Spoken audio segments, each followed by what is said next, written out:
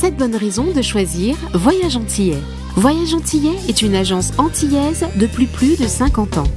Voyage Antillais vous réserve un accueil chaleureux, une qualité de service, un accompagnement soigné, toujours avec le sourire. Voyage Antillais vous propose les meilleurs prix. Avec Voyage Antillais, vous bénéficiez de facilités de paiement. Votre deuxième bagage est offert. Voyage Antillais, c'est 2 agences en Île-de-France qui relient les Antilles à Paris. Voyage Antillais, nous là vous faisons voyager. Martinique Actualité. Disait en titre, après la condamnation de Rodrigue Petito lundi, le reste de la soirée n'a pas été de tout repos pour les policiers et les gendarmes déployés sur le terrain. En effet, alors que des heurts ont éclaté à Fort-de-France, les services de police et de gendarmerie ont procédé à de multiples interpellations. Le palais de justice a été la cible de jets de bouteilles et de projectiles. Les forces de l'ordre, déjà en position, ont rapidement dispersé la foule à l'aide de gaz lacrymogènes. Plus tard dans la soirée, des barrages enflammés faits de poubelles et d'encombrants ont été érigés dans le centre-ville de Fort-de-France, à Sainte-Thérèse, mais aussi à Terre-Saint-Ville. Toute la journée d'hier, la circulation est restée compliquée sur l'avenue Maurice Bishop à Sainte-Thérèse, empêchant la circulation des BHNS et de certains bus. Des bandes de pillards ont profité pour s'en prendre à nouveau à des commerces. 5 magasins ont été cambriolés ou ont fait l'objet de tentatives de cambriolage. 2 enseignes de téléphonie mobile et d'informatique ont été prises pour cible.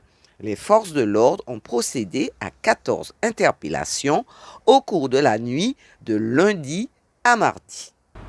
Serge Letchimy, le président du conseil exécutif, a réuni les organisations syndicales, les organisations patronales, les associations professionnelles, les élus et la DETS pour une rencontre stratégique visant à renforcer les collaborations sur les questions du travail et les problématiques de développement de la Martinique.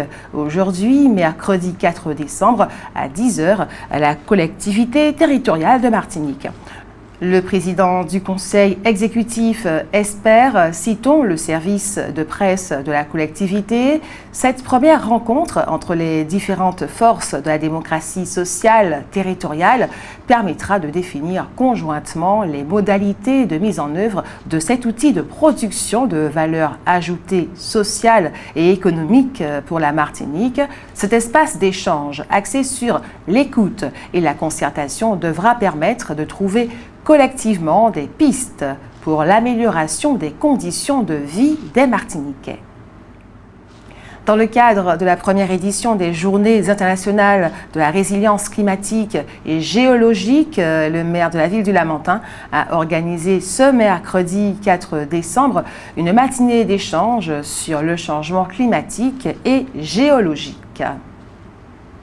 Cette journée d'échange s'est déroulée à partir de 8h30 à l'Institut martiniquais du sport. Le thème abordé, inondations, séismes, cyclones, glissements de terrain, quels enjeux pour nos territoires? Étaient présents les acteurs de la gestion de crise de la Dominique, de la Guadeloupe, de Sainte-Lucie, de la Guyane, d'Haïti, de la France hexagonale, ainsi que des spécialistes martiniquais.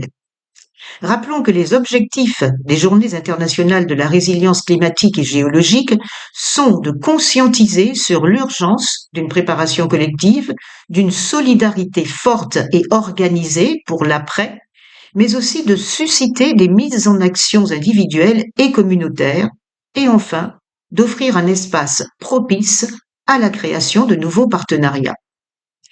Au programme, conférences, interventions des délégations invitées et d'un représentant de la préfecture de la Martinique, mais aussi des tables rondes. Un documentaire sur un territoire impacté a été projeté afin de mettre en relief non seulement les ravages provoqués par les cyclones tropicaux, mais également la nécessité de systèmes d'alerte précoces et d'une coopération régionale qui, on l'a vu maintes fois, se situe au cœur de la résilience. Une résilience à laquelle une attention particulière a été apportée, puisque c'est elle qui donne la force de se tourner vers l'avenir. Comment prévenir et accompagner le décrochage scolaire dans l'Académie de Martinique? C'est le thème d'un séminaire organisé ce matin du mercredi 4 décembre à l'INSP.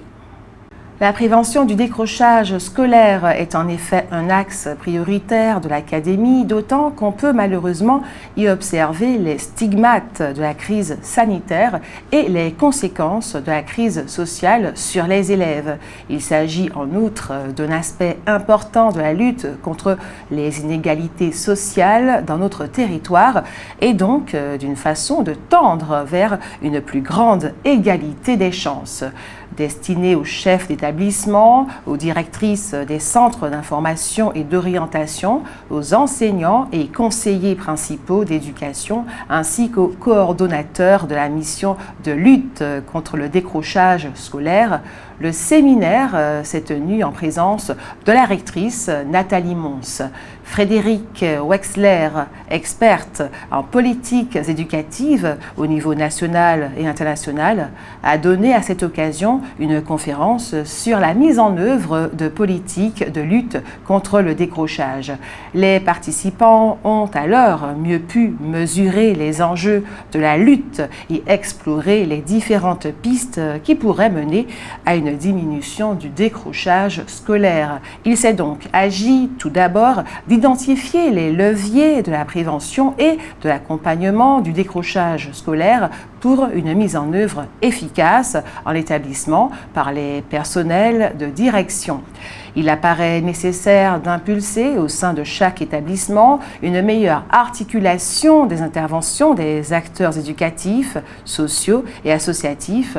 Et bien entendu, il convient d'améliorer le traitement de l'absentéisme pour mieux piloter le décrochage scolaire. Mais il est important avant tout de créer un environnement scolaire motivant et sécurisant, d'identifier les causes du décrochage et de mettre en œuvre des actions ciblées, modulées, adaptées aux besoins des élèves. Notons pour finir que le nombre d'élèves bénéficiant d'actions de prévention et de remobilisation est en augmentation dans l'académie et que 97% des établissements ont nommé des référents décrochage scolaire. La Croix-Rouge a inauguré ce mercredi une librairie solidaire à l'ancienne école maternelle et primaire de Debriant, rue des Écoles, Debriant à Fort-de-France. Le lieu, qui se veut chaleureux et convivial, mettra à disposition du public des livres neufs ou en très bon état. Chacun pourra trouver son bonheur dans une très large gamme d'ouvrages. Outre les particuliers, les associations et d'autres structures pourront également se rendre sur place. La librairie sera ouverte au public demain, jeudi, de 10h à 14h. La Croix-Rouge annonce que dès la semaine prochaine, elle pourra proposer des horaires réguliers les mercredis après-midi et les samedis matins pour le mois de décembre. La saison cyclonique 2024, qui a commencé le 1er juin dernier, s'est clôturée ce 30 novembre. Elle s'est avérée particulièrement active dans les Caraïbes. Pas moins de 18 phénomènes cycloniques ont été répertoriés dans la région, parmi eux l'ouragan Beryl, qui a marqué les esprits par son intensité et sa précocité. Bien que la Martinique ait échappé aux impacts majeurs, plusieurs îles de la région ont été sévèrement affectées. L'ouragan Beryl, qui est passé à environ 200 km des côtes martiniquaises, a néanmoins généré une houle dévastatrice sur le littoral caraïbe de l'île. Mais là où les dégâts ont été les plus importants, c'est sur la Grenadine et notamment à Carriacou, où le phénomène a frappé de plein fouet, causant la destruction totale de l'île qui ne compte que 31 km². Lors de la plénière de jeudi dernier, le 28 novembre, les élus de l'Assemblée de Martinique ont adopté la mise en œuvre des stratégies territoriales plurifonds avec les 3 EPCI, Cap-Nord, Lac-Assem et Espace Sud. La CTM affirme que ce programme repose sur sa volonté d'inclure davantage les partenaires communaux dans la gestion des fonds européens au travers du dispositif développement local mené par les acteurs locaux qui mobilise les 4 fonds européens, le FEDER, le FSE+, le FEAMPA et le FEADER. Concrètement, il s'agit d'enveloppes partagées avec les 3 EPCI afin de soutenir par les fonds européens les projets de leur territoire. La dotation plurifonds 2021-2027 s'élève à 7 500 000 € environ pour Cap Nord, 17 800 000 pour la CACEM et 8 300 000 pour l'espace Sud. Cette gestion partagée des fonds européens devrait permettre d'optimiser leur utilisation pour répondre aux besoins spécifiques des territoires martiniquais, d'assurer une cohérence entre les différents projets financés en évitant les doublons et en maximisant les synergies, de développer un accompagnement sur mesure des projets locaux en étroite collaboration avec les EPCI Cap Nord, CACEM et Espace Sud. Elle devrait permettre également une gouvernance renforcée et partenariale impliquant les acteurs locaux à chaque étape de la conception et de la mise en œuvre des projets. Cette approche innovante et intégrée représente un enjeu majeur pour la CTM, coordonnateur du dispositif en tant qu'autorité de gestion des fonds européens. Notons que dans le cadre de la mise en place de cette démarche territoriale, les EPCI porteront un cofinancement minimum de 5% des dépenses éligibles pour les opérations relevant de leurs compétences. Et vous avez sans plus attendre la parole. C'est l'heure de votre avis compte. Souhaitez-vous que Rodrigue Petitot, le leader du RPRAC, s'investisse dans la politique en Martinique? Nous vous écoutons. Ouais. Il faut qu'il y ait un certain savoir et puis pour lui ce sera dur hein, parce que normalement il faut un savoir énorme, hein, il faut être vraiment intellectuel, hein, il faut pas avoir n'importe quel je sais pas moi, si vous voulez savoir ce qu'on dit, hein, savoir ce qu'on veut avoir, hein, parce qu'il y a du monde derrière, hein, il y a des cerveaux derrière, ça il faut que normalement ça doit fonctionner comme ça. Moi je peux pas vous dire, moi j'ai un décis, hein. J'ai un décis parce que je veux pas trop me mouiller, mais par contre à la langue bonjour, parce que c'est on n'a pas besoin de tous ces problèmes là encore, parce que pour arriver à tous ces problèmes, la vie, et je vous disais l'autre fois que la vie a changé, c'est pas la peine, il faut une gestion énorme, mais derrière il faut aller clocher chercher ce qu'il faut, parce que si c'est pour dire n'importe quoi, faire n'importe quoi, ça marchera pas. Il faut qu'ils le croient, il faut qu'ils le comprennent. Il y a trop du monde derrière, il y a tout le monde qui savent faire, qui s'y connaît, qui apprend. Il y a tout ça derrière. C'est énorme. Absolument, oui. Non. C'est que le programme là, il est là, c'est le président, il parle. Alors là, il y a un problème à présent là. Non. Parce qu'il n'a pas d'expérience dans cette politique. Et puis, bon, pour l'instant, je n'y crois pas trop. Souhaitez-vous que Rodrigue Petitot, le leader du RPRAC, s'investisse dans la politique en Martinique? Eh bien, il faut que la jeunesse prenne place pour pouvoir changer le monde. Parce qu'il y a trop d'abus, trop d'injustice aussi. Oui, je le souhaite. Bien sûr, parce que c'est un gars intelligent, hein, des fois.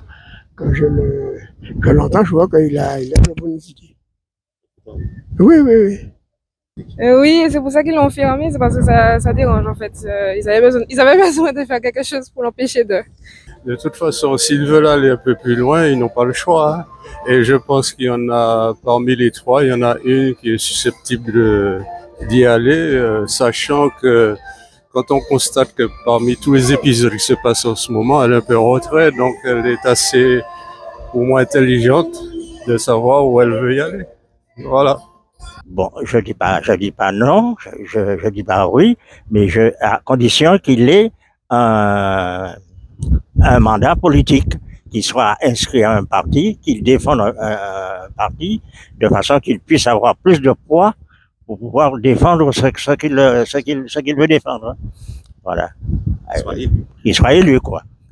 Alors, à condition, Moi, je pense que je ne dis pas qu'il a été un peu vite, mais il aurait dû prévoir ça, c'est-à-dire se faire élire, avoir un pouvoir et aller là-bas à Paris pour discuter le machin.